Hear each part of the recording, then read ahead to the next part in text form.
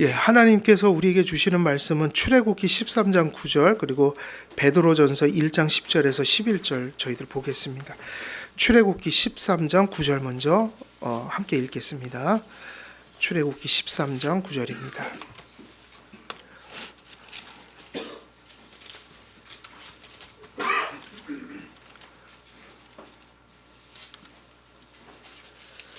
출애굽기 13장 9절 함께 읽겠습니다. 시작. 이것으로 내 손에 기호와 내 미간에 표를 삼고 여호와의 율법이 내 입에 있게 하라. 이는 여호와께서 강하신 손으로 너를 애굽에서 인도하여 내셨음이니. 아멘. 그리고 이제 베드로전서 1장 10절에서 11절입니다. 베드로전서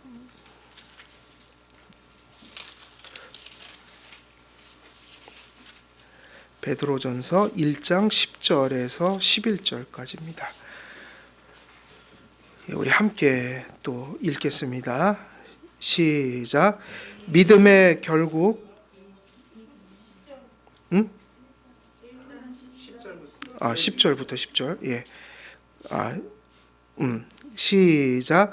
이 구원에 대하여는 너희에게 임한 은혜를 예언하던 선지자들이 연구하고 부지런히 살펴서 자기 속에 계신 그리스도의 영이 그 받으실 고난과 후에 받으실 영광을 미리 증언하여 누구를 또는 어떠한 때를 지시하는지 상고하니라. 아멘. 예. 오늘은 기독교 강요 26페이지죠. 26페이지 이제 도덕적 율법의 시민적 용도. 저희들이 지난주에 다 마쳤죠. 그 첫 번째 용도는 마쳤고요. 이 두 번째 용도는 몇 번째 용도예요? 제2용도입니다. 기억하셔야 돼요. 율법의 제1용도는 종교개혁 때 또 개혁신학에서 1용도이다. 그리고 이 용도는 시민적 용도라고 부르는 거예요. 시민적 용도. 그럼 이게 뭘까? 그러면 율법의 두 번째 기능은 적어도 형벌을 받으리라는 두려움을 일으켜서 일부 사람들을 억제시키는 것입니다. 그랬죠? 이게 칼빈이 기독교 강요에 그대로 써 있는 거예요. 그러면 왜 이렇게 얘기했을까요? 여러분, 하나님 믿는 사람을 하나님이 율법으로 깨우치실 때 이렇게 깨우치셔요. 형벌을 받으리라는 두려움이 무서워서 지키게 만드는 거예요. 이거는 우리가 일용도에서는 어떻게 이게 역사했죠? 절망시키는 건 맞았죠. 근데 누구에게 믿고 회개하도록 만드는 거예요? 예수님께. 근데 여기서는 아예 이렇게 얘기를 해요. 하나님이 제2 용도를 두신 거는 누군가로 하여금 그것을 지키게 만들어야 되는데 어떻게 이 용도가 역사하냐면 형벌을 받으리라는 두려움을 일으켜서 그것을 받을까봐라도 뭔가를 지키게 만들어서 세상에 뭔가 하나님의 그 계율이 유지되도록 만들었다. 그럼 이것을 우리가 읽어보면 예수님 믿는 분들도 이렇게 인도하시냐는 거예요. 여러분들도 순종하거나 하나님을 회개하거나 믿고 이럴 때 이런 방식으로 순종하거나 뉘우치거나 돌아오냔 말이죠. 그러면 안 되죠. 이건 지금 누구를 염두에 두고 갈까요? 무서워서 그러니까 지옥까지도 못 가죠. 이 사람들이 이걸 모르니까 그냥 뭔가 죄를 지면 막 가슴이 두근두근거리고 뭐 하늘에서 천벌 내릴 것 같고 그래서 안 하는 거예요. 그럼 이거는 누굴까요? 이렇게 순종을 만드는 거라. 이거는 안 믿는 사람들이에요. 근데 왜 안 믿는 사람들에게도 이렇게 하나님의 계명을 자꾸 들려주실까? 이유는 뭐죠? 그거는 사회 유지를 위해서 그런 거예요. 그러니까 지금 이 영역은 보편 세계를 얘기한다고 봐야 돼요. 사회. 거기에는 믿는 자도 물론 있지만 믿지 않는 자들도 있고. 근데 그 사회적인 영역에서는 구원 이런 가치가 아니라 어떤 가치로서 율법을 계속 거기도 유지시키는 거예요. 다시 말하면 도덕성을 여전히 남기고 계신다. 뭐 이거는 분명한 거잖아요. 살인하지 말라는 거는 계명에도 있지만 누구도 인정해요. 하나님을 안 믿어도 세상 모든 법들이 살인을 금하고 있어요. 그 얘기는 뭐냐면 그걸 사람들이 유지하고 있는 것 같지만 그렇지 않고 우리의 입장에선 하나님이 세상에 그 원래 살인하지 말라는 계명 하나님 거거든요. 그거를 모든 믿는 자나 믿지 않는 자나 그러나 신앙적 가치로 모이지 않은 저 보편 세상 속에 그것을 여전히 들려주고 계신다. 그러면 왜 그러시냐면 이것은 구원을 하시거나 구원받은 자가 더 잘 살게 하시는 그런 목적이 아니라 사회에서 일어나는 그 죄악을 억제하심으로 뭐가 유지되게 하시는 거예요. 주님 오시는 날까지 믿는 자나 안 믿는 자나 더불어서 세상이 유지돼 가도록 하는. 근데 이게 우리 그리스도인들에게도 중요합니다. 왜 그럴까요? 만일 이게 허물어지면요, 어떤 모습이 될 것 같아요? 도덕성이 만약 이런 게 사라져 버렸다. 뭐 사람을 죽여도 괜찮다. 뭐 이 정도 관념까지 간다. 그러면 무슨 일이 벌어질까요? 거의 세상은 뭐 소위 불교에서 얘기하는 아비규환 뭐 그런 세상이 되는 거죠. 근데 이런 것이 언제 발생하면 무정부 상태에서 가끔 일어난다고요. 무정부 상태가 가끔 일어나죠. 이런 걸 우리는 언제 경험을 좀 해봤어요? 우리는 저기 그 LA에서 왜 흑인들이 어느 날 시위하다 시위가 폭동으로 번졌죠. 그때는 뭐 공권력이고 뭐고 없어요. 그냥 막 남의 집 들어와서 다 끄집어 내오고 난리가 난 거예요. 그런데 이런 상태가 되면 이제 큰일 나는 건데 왜 그런 거는 어쩌다 한 번씩 일어나고 세상이 유지되냐면 여전히 이 하나님의 계명이라는 것이 율법이라는 것이 도덕적인 계율로 세상 가운데 아직도 들려지고 있다는 거예요. 그러니까 이것도 중요한 거죠. 그래서 우리가 기도할 때 사회가 안정된 사회가 되게 해주세요라고 기도하지만 왜 그 기도를 하는지는 우리가 좀 인식을 해야 돼요. 우리가 그런 기도 많이 하잖아요. 하나님, 이 나라가 정치도 뭐 도덕도 경제도 안정이 돼서 번영하는 나라가 되게 해주세요. 그러면 우리가 그걸 왜 구해야 될까요? 그걸 구하는 이유가 뭐죠? 우리는 여전히 교회적인 목적이어야 되죠. 단지 번영이 아니라 우리 교회가 어디 세워져 있기 때문에 그냥 사회에 세워져 있잖아요. 물리적으로나. 우리가 경험했다고요. 코로나라는 게 사회 문제로 대두될 때 교회도 예배를 드릴 수 있던가요? 없던가요? 되게 제약을 받았죠. 그 똑같은 얘기예요. 그래서 우리는 기도합니다. 그건 뭐냐? 우리가 단정히 복음을 전하고 신앙의 가치를 추구하려면 사회적인 안정도 필요합니다. 제가 예전에 신학교 다닐 때 그때 미얀마 사람들이 있었어요. 미얀마, 버마 사람이죠. 근데 그 사람 이름을 이름 얘기하면 또 안 되네요. 요즘에 하도 그래서 그분이 항상 이제 졸업하면 걱정했던 게 있어요. 돌아가면 죽을지도 모른다. 핍박을 받을지도 모른다. 근데 지금 똑같은 상황이에요. 지금도 미얀마가 그런 상황이잖아요. 지금 우리 꼭 저기 그 80년대 우리나라 정치 상황 같아요. 근데 미얀마가 지금 그런 상황인데 거긴 또 한 가지가 있는데 기독교인들 핍박이 있어요. 미얀마는. 그래서 그 목사님이 이제 졸업하고 가시면 무슨 위험에 처할지 모르겠다. 근데 그게 예전에도 그랬던 것 같아요. 그러니까 미얀마 저런 모습이 정치, 종교적인 상황들이 요즘에 일어난 게 아주 오래전부터 저게 반복되는 일이었던 것 같아요. 그러니까 그분을 보면 금방 그게 피부로 와닿아요. 이 나라의 이런 우리가 이렇게 자유롭게 예배드리고 전도하고 이렇게 하는 게 결국 국가가 어떤 정상적인 질서와 그런 것들을 잃어버리면 우리가 당장 예배드리는데 엄청난 어려움을 겪게 될 거예요. 신앙생활에 엄청난 영향을 실제로 줘요. 그러니까 우리가 핍박의 때는 또 핍박의 때를 잘 면하도 기도하지만 또 보통 때는 국가의 안정을 위해서도 기도를 해야 되겠죠. 왜냐하면 이유가 되게 신앙적인 목적이에요. 단정히 신앙생활 하려고. 예, 그런 게 들어있다고요. 그래서 바울이 누구를 위해서 기도하라 그랬어요? 위정자들을 위해서 기도하라. 그러면서 무슨 얘기도 했어요? 단정하게 이 땅에서 우리가 신앙생활 하려면 나라가 안정돼야 한다. 그러니까 이 시민적 용도, 이 용도는 뭐를 억제하는 거예요? 이 하나님, 교회가 아닌 일반 세상 속에서 내버려두면 큰일 날 거 아니에요. 하나님이 없으니까. 그런데 구원이 그 안에서 일어나는 건 아니니까 구원의 생명으로 어떤 하나님을 순종하는 게 아니라, 도덕성을 지키는 게 아니라 억제함으로. 그래서 세상에는 계속해서 지금도 위인들이 나타나는 거예요. 하나님은 안 믿는데 엄청나게 도덕적인 사람들, 박애정신으로 가득한 사람들, 누구를 위해서 희생하면서 뭐 심지어는 막 위태로움 자기 목숨도 버려서 사회에 기여하는 사람들이 있는데, 사실 그거는 누가 주신 선물이에요? 그건 하나님이 주신 선물이에요. 근데 그분들이 하나님을 안 믿잖아요.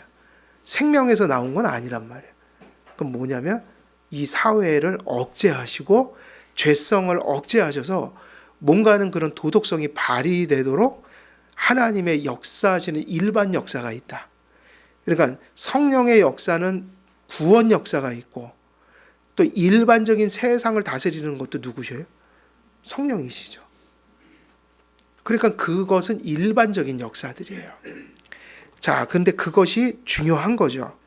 그래서 이들은 속마음이 설복되거나 정서가 감동을 받아서가 아니라, 그러니까 무슨 얘기예요? 여기서 이런 얘기는 그 사람들이 착하지 않다는 얘기가 아니라 진짜 착한 마음이 있는데 누구를 향한 믿음은 없다는 얘기예요. 동기도 전혀 하나님을 위한 것이 아니고, 실제로 이런 분일들일수록 뭐에 좀 약간 더 그래요. 기독교에 약간 배척적이라고요.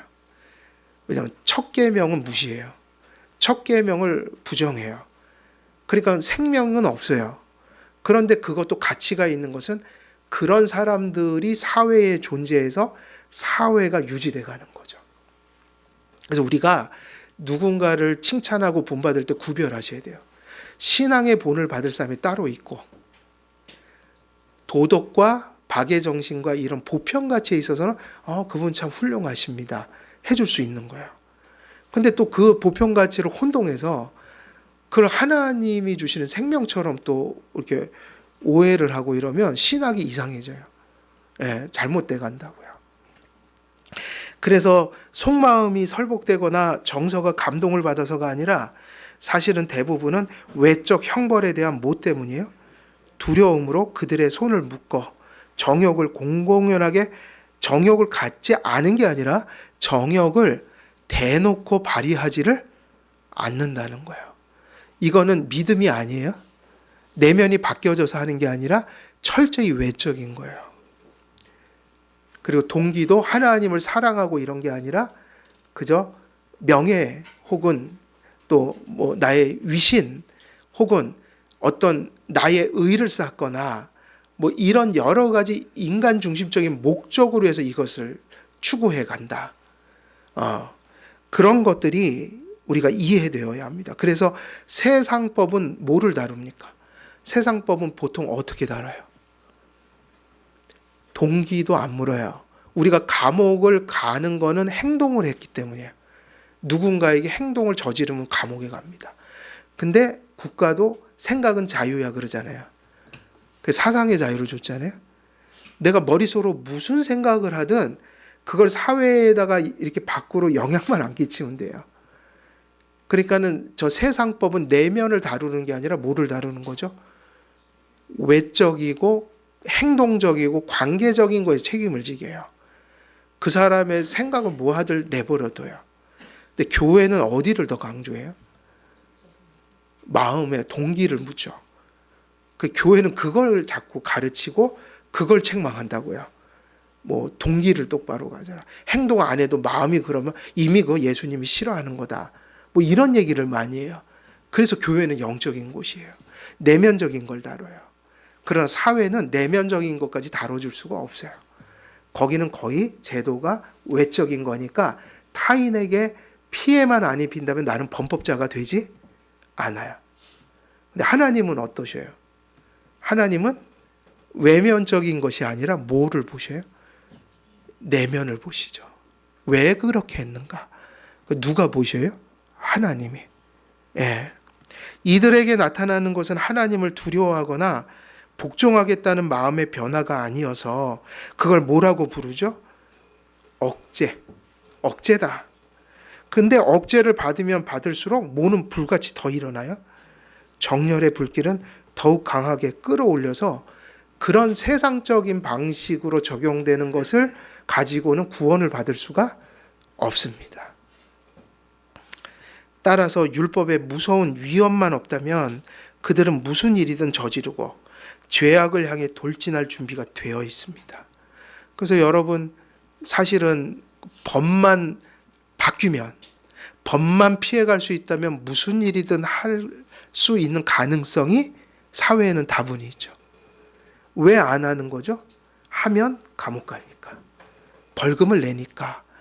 내 위신이 깎이니까. 근데 법이 합법화를 했다. 그러면 당장에 별의별 일이 다 생기죠. 법만 괜찮다면. 그래서 히틀러 같은 사람이 통치자가 되면 그 많은 사람을 살인하는 걸 합법화했잖아요. 그게 오히려 사회의 정책이 됐잖아요. 게르만 민족이 이거니까 이게 소위 말하면 게르만 민족들의 사회, 이상적인 사회를 위해서 열등한 민족들을 다 죽이자. 그리고 암적인 그 혈족이 누구라고 봤던 거예요? 유대인들. 근데 그거를 어떻게 해서 가능했어요? 법을 바꿨으니까 그게 가능했을 거 아니에요. 법대로 한 거 아니에요. 법을 바꿔서 그걸 명령을 내리고 그래갖고 그 아이만 같은 사람들이 양심의 가책을 안 느꼈대요. 그 사람 입장에서는 내가 공무를 어떻게 했다? 집행한 거다. 시키니까 하는 거지. 그 나라에서 정한 건데 안 할 수 있어요? 이런 마인드를 가진 거야. 뭐가 바뀌면 그럴 수 있는 거예요? 법만 괜찮으면 우리도 그럴 수 있는 거예요. 그래서 우리는 보편 사회의 법보다 더 높은 가치를 가져야 그리스도인 생활을 하지 세상 법 정도 살면은 기독교인의 생활을 할 수 없어요. 엄밀히 말하면 왜 그렇죠? 기독교는 내면을 얘기하고 있는데 세상은 최소한의 것을 질서 유지하고 관계 유지하려고 그 정도 만들어 놓은 게 그 정도인 거예요. 그러니 법이라는 게 바뀌어버리면 무슨 일이 일어날지 모르니 이것이 소위 말하면 세상의 수준이라는 거예요. 그게. 그래서 중생하지 않은 사람은요, 자원하여 율법에 복종하는 것이 아니라 싫어서 반대해 보지만 하도 무서워서 억지로 복종할 뿐입니다. 이게 아니라가 아니라 긍정해야지 맞죠? 책 나온 것도 이렇게 나왔나? 교정 안 했으면 이렇게 됐겠네요. 이게 말이 이상하죠? 중생하지 않은 사람은 이게 맞네요. 이게 중생한 사람이면 그게 맞는데 말이 맞는 거네요. 이제 억지로 그죠? 제가 중생한 사람으로 봤어요. 맞네요. 이게 그러니까 칼빈에 따르면 이러한 형벌의 공포로 억제되고 강요된 의가 필요한 것은 인간 공동체의 질서 유지와 뭐를 위해서인 거죠? 보전을 위해서. 그래서 이런 법과 또 세상의 질서를 좀 더 우리는 교회는 더 소중히 여겨야 될 필요가 있는 것 같아요. 왜냐하면 지금 이 현대인들의 사조는 이런 것들을 싫어하니까요. 법이니 뭐 질서니 이런 것을. 그래서 우리들이 좀 이런 걸 잘 지키도록 이렇게 교육도 하고 강조도 할 필요는 있는 것 같아요. 특히 사회에서 이런 영역은 교회에서도 얘기를 해야 돼요, 말아야 돼요. 왜냐하면 신학적인 부분이 여기 있잖아요. 하나님이 세우신 거다. 세상의 권위와 세상의 질서와 법과 이런 제도들은 하나님이 세우신 거다. 왜? 세상이 유지되기 위해서. 하나님의 손길이 보편사회의 재수성을 억제하시지 않으시면 소요가 일어나고 모든 것이 혼란에 빠지게 됩니다. 그래서 칼빈 보면은 참 생각을 많이 했더라고요. 만약에 정권이 부패를 해서 이제 그때 불복종을 하게 되거든요. 정권이 부패하거나 뭐 이제 정말 그러니까 완전 불법적인 정부를 이뤘다. 그리고 뭐 폭군이 나타나서 한다 그러면 불복종을 해야 되는데 칼빈은 토를 달았다고요. 이거를 바꿔야 된다 정권을. 그걸 누가 주도해야 된다고 가르쳤을 거예요. 칼빈은. 프랑스 혁명은 그래서 기독교적이지 않아요. 민초들이 막 그냥 뒤집어 엎은 거예요. 피를 흘리면서. 근데 칼빈은 이렇게 얘기했어요. 어떤 폭군이나 잘못된 질서가 들어서면 권세가 그 안에는 어떤 사람들이 있냐면 귀족이나 공무원이나 이런 그런 관료들 중에 그를 반대하는 자들이 있단 말이에요. 다시 말하면 부패한 질서가 있지만 부패하지 않은 질서가 남아 있어요. 그럼 이 책임을 누구에게 돌릴까요? 부패하지 않은 질서가 잘못된 질서를 다시 바꿔놔야 돼요. 그러니까 막 낯들고 그러니까 이 공산혁명이 그런 개념이잖아요. 민중혁명. 그래갖고 이렇게 보면 낫하고 뭐 이런 거 이렇게 그려져 있는데 그러니까 인민이 아니에요. 그러니까 칼빈은 그렇게 얘기했다고요. 권위가 권위를 무너뜨려야 된다고 그랬어요. 그래서 실제로 종교개혁 때는 모든 그런 종교개혁 정치적인 혁명들이 사실은 프랑스처럼 그렇게 일어나지 않았다고요. 대부분은 유럽에서.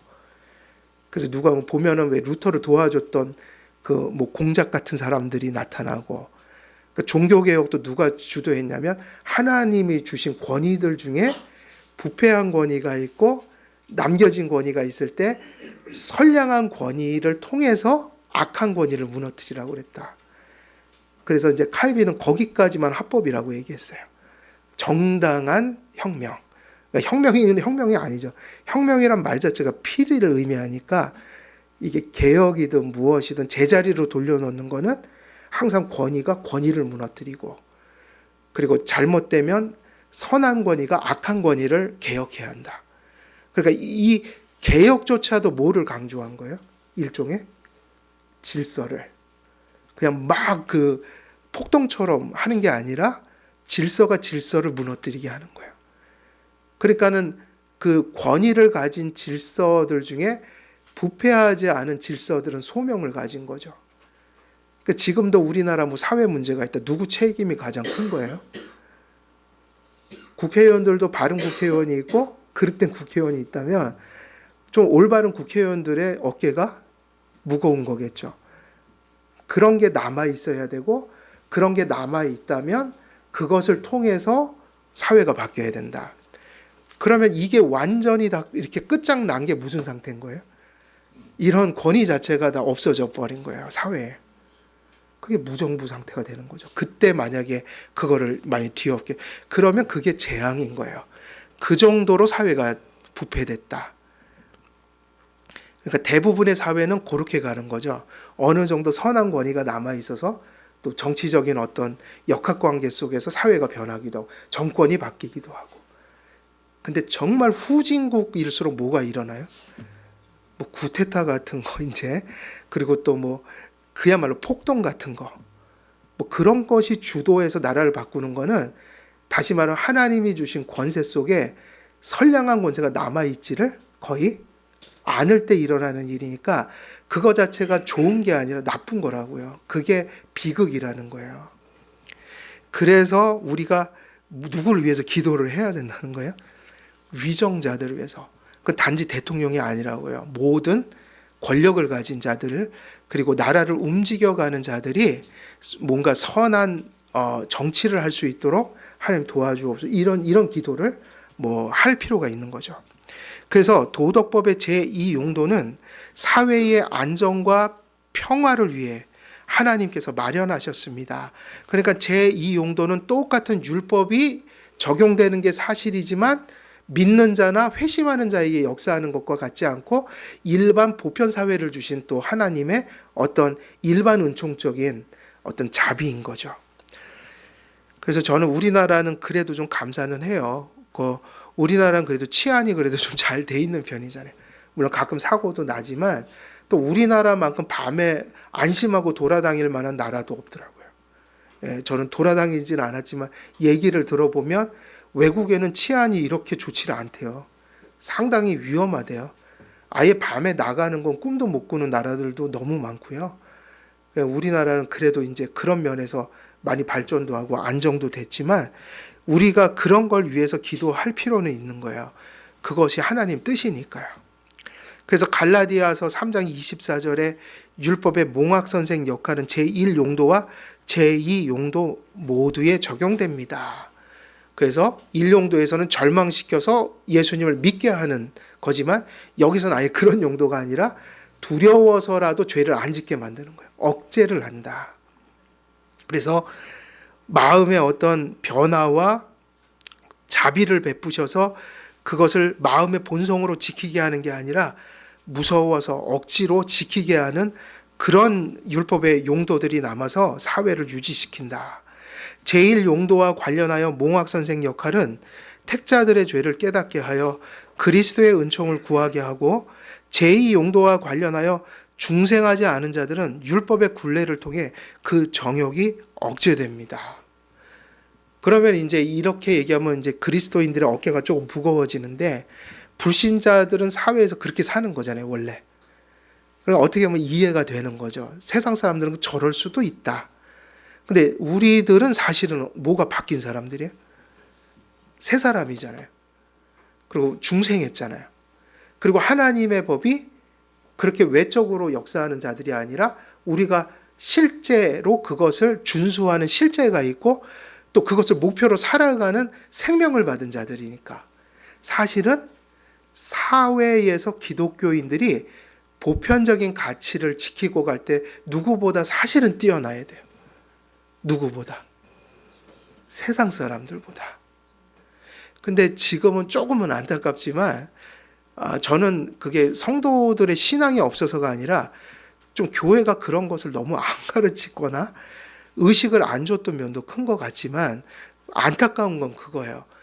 우리가 그리스도를 모신 사람이 생명을 가진 사람들이 저 보편 세상에 나가서 잘 살고 있느냐 그러면 지금 이렇게 우리의 모습은 너무 연약하다. 예. 오히려 세상 사람들보다 못할 때도 있다. 도덕성이. 그러니까 이런 것은 되게 부끄러운 거라고요. 왜냐하면 저들은 실체를 모르고 그냥 강제로 억제돼서 쫓아간다면 우리는 하나님도 알고 율법이 뭔지도 알고 심지어는 그걸 지킬 수 있는 모도 가졌어요. 그것을 지킬 수 있는 생명도 가졌잖아요. 그리고 누가 역사하시는 사람들이에요. 그러니까 산상수훈에서 뭐라고 그랬죠? 너희는 소금이요? 뭐다? 빛이다. 너희의 행실을 통해 불신자들이 영광을 돌리게 해라. 그러면 이제 우리가 사회생활할 때 기독교인들은 더 탁월한 빛을 내야 되는 건 맞다. 심지어 불신자들이 헤매고 있으면 그런 것을 사실은 기독교인들은 선도해야 될 입장인데 지금 우리의 모습은 어떠냐면 현실은 그렇지를 못해서 오히려 교회 안에서 부도덕적인 일이 일어나서 그걸 회개도 안 하고 치리도 안 하고 그걸 정리도 안 하니까 어디서 세상 사람들이 카메라 들고 가서 어떻게 하는 거예요? 뭐 여기서 횡령 사건이 일어났습니다. 뭐 간음 사건이 일어났습니다. 그러면서 세상이 교회의 죄를 지적하고 있는 상황이에요. 거꾸로 된 거란 말이에요. 그게 생명이 없어서가 아니라 교회가 그런 영역들에 대해서 인식을 너무 못하고 왔던 거죠. 그러니까 믿음이 좋다는 것이 너무 한쪽으로만 치우쳐져 있는 거예요. 아까 얘기했듯이 무슨 노동관, 경제관까지 가야 한다, 성화는. 근데 그거는 아니라고 생각하는 거죠. 그런 거는 또 그거는 세상에 속한 일이고. 그러니까 이제 실제로 80년대, 70년대 이런 생각 가진 분도 많았어요. 주일날은 우리가 하나님이라는 거고 6일 동안은 세상 일하는 거다. 그게 어떻게 그냥 세상 일일 수 있을까요? 하나님 일이지. 근데 물론 차원이 다른 거죠. 예배 드릴 땐 드려야 되고 또 노동은 노동으로서 하나님이 원하시는 뜻이 그 안에 있고 그럼 이걸 다 생각하고 살아야 되니까 사실은 7일이다 하나님의 날이어야 되는 건 맞죠. 근데 이것이 잘 전달이 안 된 것 같아요. 한국 성도님들은 착해요. 그리고 열심도 있고 그렇긴 한데 왜 이렇게 됐지 하면은 내가 볼 때 신학적인 길이 잘 제시가 안 돼서 사회에서 살아가는 삶이 약간 당황했던 것 같아요. 꼭 나빠서라고 하면 저는 거 인정 안 해요. 개인적으로 보면 또 다 훌륭한 분들이에요. 마음도 착하고 따뜻하고. 근데 이상하게 실수를 해요. 왜 그럴까? 사회에선 그래도 된다고 생각하는 거죠. 그런 게 깔려 있어요, 약간. 그리고 그렇게 잘 살아야 된다고 해도 사회에서 기독교인이 어떻게 살아야 되는지에 대해서 잘 모르겠다라는 거예요, 이거를. 그러니까 그런 면에서 보면, 어찌 보면은 그게 단지 뭐 교회가 악해서 저는 이렇게 욕하면 그건 인정 안 하거든요. 꼭 그분들이 뭐 악하다고 난 그렇게 보지 않아요. 근데 뭔가는 결여돼 있단 말이에요. 아까 얘기했듯이 어디로 가는지를 모르고 신앙생활을 하고 있는데 그건 누구 책임이냐면 교회 책임이에요. 그러니까 잘 그런 것들을 드러내지 못했고 신학적으로 정리할 시간이 너무 없었다. 그러니까는 잘 모르는 거죠, 그냥. 그 율법은 육체의 정욕이 무분별하게 끝없이 끌어오르는 자들을 억어하는 고피입니다. 이처럼 율법은 성령으로 거듭나기 전에 사람들을 성령을 받아 중생하여 참 경건에 이를 때까지 어떻게 하죠? 적어도 율법은 구원하는 역사로 넘어오게 만드는 역할도 하지만 거기까지 넘어오기 전까지는 어떻게 하는 거예요? 억제라도 한단 말이에요. 그러니까 억제하는 것도 이게 좀 이 생존 여부를 가르는 거예요. 사회적 생존을. 그 억제력이 사라지면 어떻게 되는 거예요? 완전 압이게 안 된다고 그랬잖아요. 그래서 여러분 신앙적인 건 동기로 하지만 때로는 강제적인 것도 필요해요, 안 해요? 필요하다고요. 때로는 어떤 영역에서는 법이 공정하게 몹시 철저해야 될 필요도 있어요. 저는 가끔 이 보편 사회에서 그 형을 언도하는 걸 보면 화가 날 때도 많아요. 어떻게 저 죄를 지었는데 저걸 살고 나올까? 한 30년은 살아야 되는데 그 피해자들의 고통을 보면 30년이 아니라 종신형을 줘도 그런데 어떤 사람들은 3년 살고 나오고 뭐 집행유예 받아갖고 나오고 근데 그 피해자들을 보면 어마어마한 거예요. 지금도 그런 재판 많이 있잖아요. 뭐 돌려차기 그거 아시죠? 다. 그거 한 사람 인생이 다 완전히 끝장난 거예요. 그게. 그리고 누구죠? 누굽니까? 그 아주 유명한 사람 있잖아요. 요번에 안산에서 그 조두순, 강호순 이런 사람들.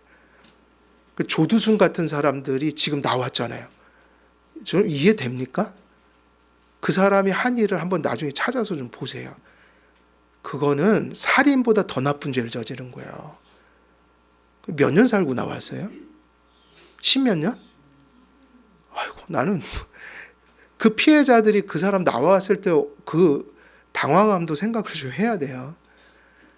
너무 이렇게 이제 인권은 좋지만 인권을 지키면서도 철저할 건 철저해야 돼요. 근데 지금은 너무 이렇게 좀 아닌 것 같아요. 그런 것들이. 그게 무슨 얘기냐면 거듭나지 못한 이상은 뭐일 수밖에 없는 거예요? 억제이고 강제일 수밖에 없는 거예요. 사회는 그렇게 가는 게 맞습니다. 그게 억제되지 않고 강제라는 개념이 사라지고 느슨해지면 세상은 어떻게 변할지 몰라요, 사실은. 근데 이것이 누구의 뜻입니까? 이건 하나님이 그렇게 보편 사회를 이끌어 가시는 방식이에요. 그래서 이 용도는 이게 되게 중요하다라는 거예요. 그 다음에 이제 몇 용도로 가게 됩니까? 제 3용도죠. 제 3용도. 제 3용도는 이제 우리가 여기까지 해야 될 것 같아요. 1용도는 어디예요? 1용도는 예수님이 구원하려고 작정한 사람들. 이제 안 믿는데 이제 예수님을 붙들게 만들려고 율법으로 죄를 막 깨닫게 하시는 역사. 그리고 2용도는 누구였죠? 아예 중생하지 못한 사람들을 전제해서 그게 구원은 아니지만 억제하고 강제해서 적어도 그게 무서워서 세상이 유지되는, 그거는 이제 불신자들을 의미한다. 그럼 이제 마지막 3용도가 되게 중요한데, 루터는 몇 용도를 제일 중요시했을까요? 루터는 1용도. 왜냐하면 칭의를 많이 강조했기 때문에. 근데 3용도, 칼빈은 몇 용도를 강조했을까요? 왜냐하면 칭의를 강조했지만 칼빈에게는 루터보다 뭐가 더 많아요? 성화관이 많아요. 성화의 중요성을 더 많이 가르쳤어요. 그러니까 사실은 칼빈은 제3용도가 제일 중요하다고 그랬어요. 구원받고 그 다음에 구원받은 자들이 어떻게 살아가야 될지를 깨우치는 용도. 그래서 성도들로 하여금 성화를 추구하게 하는 거. 이게 제일 중요하다. 제일 소중하다. 그래서 우리가 설교할 때 칼빈은 이것을 가장 많이 강조했다. 그래서 제3용도는 성도들이 성화되는 데 있어서 그 삶의 이정표로서 주어진 율법의 용도를 가리키니까 막 회심하는 자하고 또 하나님 앞에 중생하지 않은 사람하고 제3용도는 같아야 달라요. 적용점이. 대상도 다르고 아이고 죄송합니다. 대상도 다르고 그 내용도 다르다. 근데 같은 율법이에요? 다른 율법이에요? 같은 율법이죠. 근데 용도가 다르다. 근데 뭐가 달라지니까 용도도 달라져요? 대상이 달라지니까. 막 예수님께 돌아오는 자냐? 아니면 중생하지 못한 자냐? 아니면 중생하고 이제 하나님의 자녀가 된 자냐? 그 이제 믿고 중생한 분들에게는 뭐가 중요해지는 거예요? 하나님의 계명을 이제 순종할 대상으로 여기고 가야 되는 거죠. 그것을 하나님이 어떤 방식으로 이끌어 가시는가. 요게 이제 중요한 내용들인데 오늘은 여기까지 할까요? 네, 여기까지 할게요. 그래서 오늘은 어디까지 정리를 했냐면 2용도까지 했습니다. 제2용도는 중생치 않은 자들이다. 그들 속에 뭐 십계명과 같은 그런 모습은 아니지만 도덕적이고 윤리적인 그런 것들을 그 세상 속에 주셔서 그런 것들이 남겨져서 그것으로 사회의 죄와 악을 억제함으로 거기가 유지되게 하셨다. 그러면 이제 정리를 하면서 이게 왜 유지돼야 할까요? 라고 하면 우리는 구속적인 측면으로 이걸 답해야 된다고요. 왜 계속 사회가 유지돼야 합니까? 사회 속에서 교인들도 나오는 거죠. 생육하고 번성한 데서 전도돼서 그러니까 하나님의 구속사가 진행되려면 세속사도 유지돼야 되는 거예요. 그러니까 그 세속사가 뭐냐면 지금 사회 아닙니까? 그리고 그 사회에 뭐가 세워져 있어요? 교회가. 사회의 어떤 상황들은 어디에 직접적인 영향을 줘요? 교회에. 그래서 주님이 오시는 날까지 그 종말이 성취되는 날까지는 교회가 적어도 생존하고 유지될 수 있는 정도까지는 사회가 안정이 돼야 되는데 여러분 이거의 가장 큰 예가 뭐냐면 북한이에요. 북한 사회라는 게 저렇게 세워졌잖아요. 거기서 교회가 어떻게 돼 있어요 지금? 교회가 지하교회 아주 일부 소수가 남겨 있지만 우리가 말하는 거의 교회는 존재합니까 안 합니까? 공교회가 이렇게 제도교회 자체가 북한에는 사실은 없어요. 지하교회가 일부 있지만 제도교회는 없어요. 그 만수대 교회인가 뭔가 그거는 교회가 아니에요. 그거는 북한이 만들어 놓은 일종의 그냥 액세서리 같은 교회고 북한에는 제가 알기로는 단 한 곳에도 이런 제도 교회가 존재하지 않습니다. 이유가 뭐냐면 그 북한의 사상과 정치가 교회를 말살했다고요. 그러니까 끔찍한 얘기예요. 저 얘기는. 북한에서의 저 종교적인 기독교적인 저 환경은 끔찍한 상황이라고요. 그러니까 만일 모든 세상이 저렇게 돼버리면 교회가 제대로 세워질 수도 없고 복음이 전파될 수가 없기 때문에 저런 사회도 일부 존재하지만 하나님은 그래도 정상적인 국가들을 유지하고 있어서 적어도 종교의 자유가 주어지고 복음이 계속 전파되도록 하고 계신 거예요. 그러니까 우리가 일반 보편 사회의 유지는 교회의 역사와 무관하지가 않다. 우리가 혹시 국가의 안정과 평화와 번영을 위해서 기도한다면 그것은 교회가 단정히 그 소명을 다 하는 데 있어서 어려움을 겪지 않도록 주여 도와주옵소서 이러한 의미와 거의 일맥상통한 기도여야 해요. 그런 의미를 가지고 있다. 그래서 교회의 어떤 기도 제목과도 연결되어 있는 부분이다, 이것이. 그래서 교회는 사회가 이러한 윤리적인 것이 깨끗해지도록 하는데 그 어느 집단보다 더 선두에 서 있어야 되고 더 많은 기여를 해야 되는 게 이제 정상인 건 사실이죠. 뭐 요 정도의 얘기를 하면 우리가 이제 그 제2용도에 대한 이게 어떤 어느 정도의 맥락들은 정리가 됐다고 볼 수 있어요.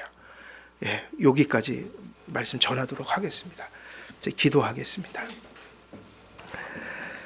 하나님 아버지, 오늘은 율법의 제2용도에 대하여 또 함께 말씀을 나누었습니다. 하나님께서 믿는 자와 믿지 않는 자들이 더불어 사는 저 세상을 어떻게 유지하시며 또 보존하시며 때로는 주의 섭리 속에 번영케 하시는지 또 우리는 또 살펴보게 됩니다.